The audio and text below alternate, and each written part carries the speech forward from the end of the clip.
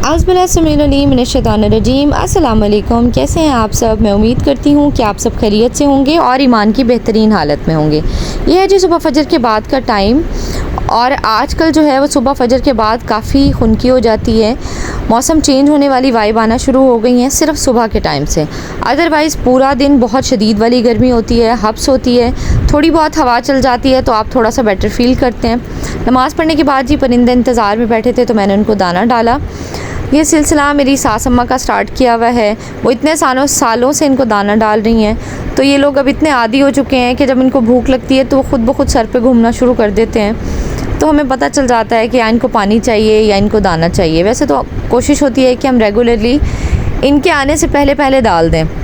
Otherwise ये यहाँ रहते नहीं हैं, ये यहाँ आस पास होते हैं और जैसे इनको दाना डाला जाता है तो ये आ जाते हैं। और आप यकीन करें अल्लाह ताला की कुदरत पे इंसान सुबहान अल्लाह कहते नहीं थकता कि देखें किस तरह से परिंदे अपना कहाँ से रिस्क लेते हैं। चले जी, अब मैं आ गई थी जी किचन में और आपको 2 मिनट्स में झटपट सा यमी सा ब्रेकफास्ट बनाना सिखाते हैं।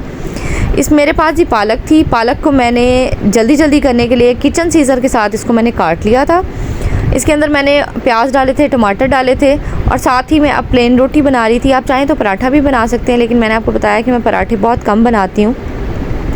प्लेन रोटी के ऊपर मैं देसी घी लगा देती हूँ और उसी के साथ ही जो है बच्चे भी नाश्ता करते हैं और हम भी नाश्ता करते हैं। आपने रोटी की एक साइड को पका लेना है, दूसरी साइड को आपने थोड़ा बहुत पकाना है, ज़्यादा नहीं पकाना, क्योंकि देखें जब उसके ऊपर प्रॉपर तरीके से वो पक जाएगा तो जब हम इसके ऊपर नेक्स्ट स्टेप करेंगे तो वो ओवर कुक हो जाएगी। खैर मैंने वो सारा जो अमेज़ा अंडे का बनाया हुआ था वो मैंने इसके ऊपर डाल दिया है और उसके ऊपर ही मैंने जो रोटी बनाई हुई थी या पराठा कह लें तो वो भी मैंने उसके ऊपर डाल दिया है और ऊपर डाल दिया। मैं इसको थोड़ी देर के लिए मैंने छोड़ दिया क्योंकि दूसरी साइड रोटी की कच्ची थी। ऊपर डाली है जी मैंने चीज़ और अब इस गरम को जो है वो हम स्लाइसेस में काट लेंगे। आप यकीन करें ये इतना मज़े का बनता है, आपके बच्चे सारा खा जाएंगे।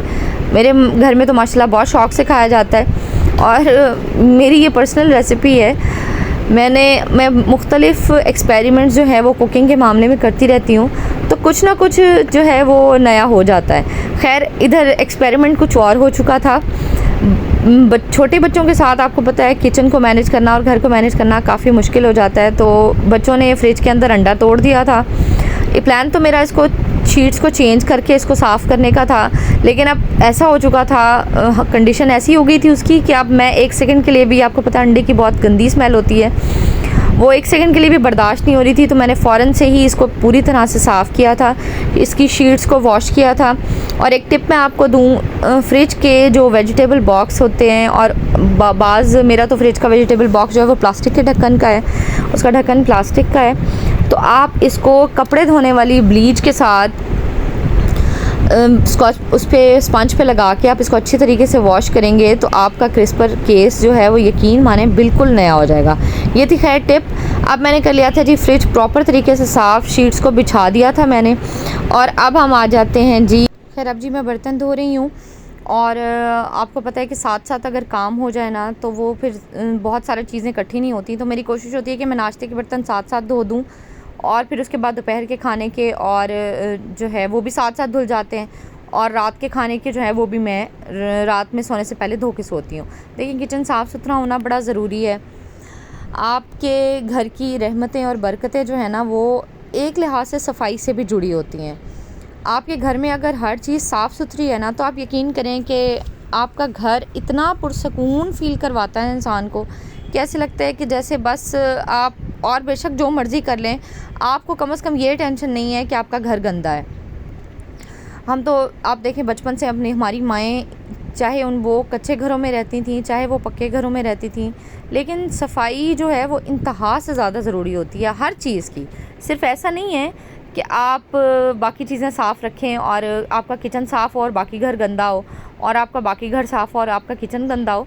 इंसान को अपनी ज़ात से लेकर अपने घर, उसकी चीज़ें, इवन अपने बच्चों को भी ये चीज़ ज़रूर सिखाएं और उनके अंदर ये हैबिट ज़रूर डेवलप करें कि वो शुरू दिन से ही अपनी हाइजीन का और अपने कपड़ों की और अपनी चीज़ों की हाइजीन का ख्याल रखें।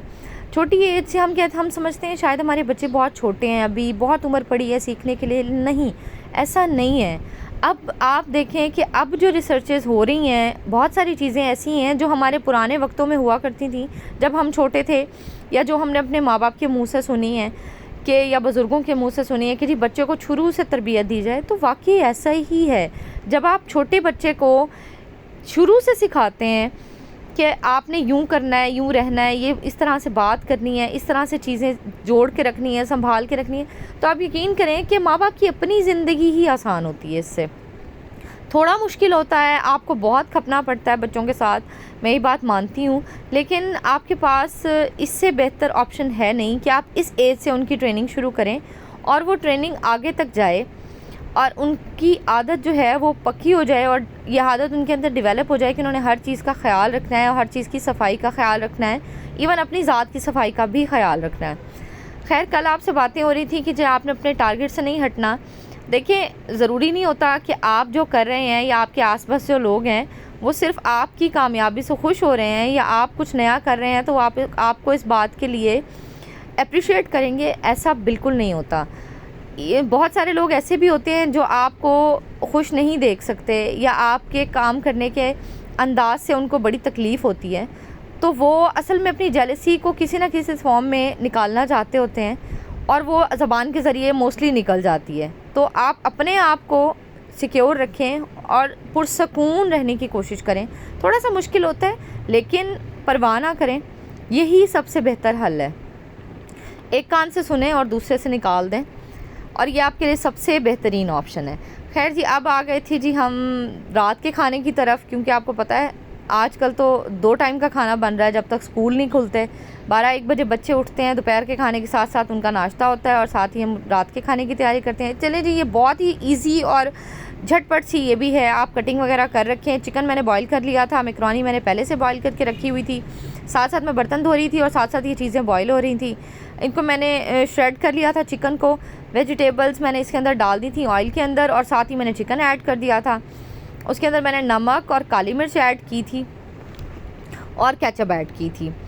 तो आप इसको ओवर कुक करना चाहें तो आपकी मर्ज़ी, वैसे वेजिटेबल्स खड़ी खड़ी अच्छी लगती हैं। साथ ही मैंने इसके अंदर केचप, चिली सॉस डाली थी, केचप डाली थी और चिपोटले सॉस डाली थी। मुझे चिपोटले सॉस का टेस्ट बड़ा मज़े का लगता है, सो मैं थोड़ी सी सही लेकिन ऐड ज़रूर करती हूँ। कोई भी चाइनीज़ रेसिपी बनाऊँ तो उसके अंदर मैं बॉइल्ड मैकरोनी डाल दी थी मैंने इसके अंदर और आप अच्छे तरीके से मैं इसको मिक्स कर लूँगी ताकि सारी जो है वो डल जाए, टेस्ट जो है वो प्रॉपर तरीके से मिक्स हो जाए, सॉसेस का भी और साथ वेजिटेबल्स भी। अच्छे तरीके से इसको मिक्स कर लूँगी और उसके बाद मैंने इसके अंदर ऐड की थी जी सोया सॉस और थोड़ी सी चिली सॉस, ये 2 सॉसेस ऐड की थी।